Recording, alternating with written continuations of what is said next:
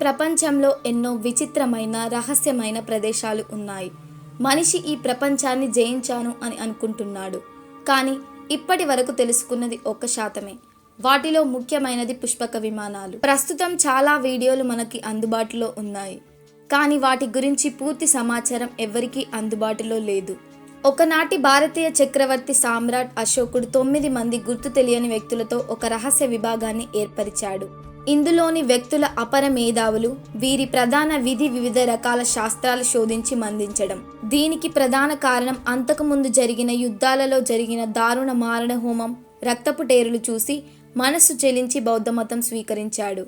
ఈ సమయంలో తను అంతకుముందు నియమించిన రహస్య శాస్త్రవేత్తలు, భారతీయ వేదాలు, ప్రాచీన గ్రంథాలు కాచి వడబోసి రూపొందించిన ఆధునిక వైజ్ఞానిక సమాచారం బయటికి పొక్కితే దానిని యుద్ధం వంటి దుష్ప్రయోజనాలకి వాడుతారేమో అని అశోకుడు భయపడ్డాడు.